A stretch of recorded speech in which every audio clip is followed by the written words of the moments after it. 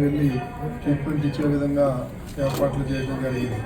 కాబట్టి భక్తులందరికీ కూడా ఏదైనా ఎమర్జెన్సీ వచ్చినట్లయితే ఈ యొక్క సేవల్ని ఉపయోగించుకోవడానికి వీలుగా ఈ ఏర్పాటు చేసుకోవడం జరిగింది.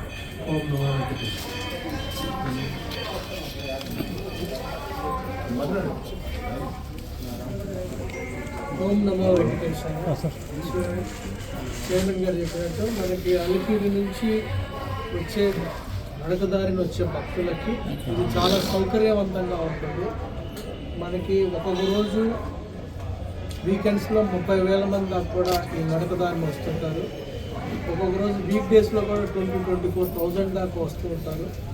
వీళ్ళందరూ కూడా ఇక్కడికి వచ్చేసరికి అంటే దాదాపు మిడిల్ అని చెప్పొచ్చు. ఇక్కడి నుంచి మళ్ళీ మోకాలు పెట్టి ఆ పైన ఉంటుంది. ఈ మధ్యలో ఉండే దాని దగ్గరికి వచ్చేసరికి వాళ్ళకి ఏమన్నా హెల్త్ రిలేటెడ్ సింటమ్స్ ఉన్నా, అలసిపోయినా కానీ, మిగతా ఏ రకమైన ప్రాబ్లమ్స్ ఉన్నా కానీ ఇది మంచి డిస్పెన్సరీ. సో దీంట్లో కొంచెం ఆధునికమైన సౌకర్యాలు కూడా కల్పించడం జరుగుతుంది. ఇక్కడ వాళ్ళు రెస్ట్ తీసుకోవచ్చు. ఏమైనా హెల్త్ రిలేటెడ్ ఎయిల్మెంట్స్ ఉన్నా కానీ ఇక్కడ ఫర్దర్గా వాళ్ళు గైడెన్స్ ఇవ్వడం జరుగుతుంది. వాళ్ళు ఫర్దర్గా నడవాల్సి వస్తుందా,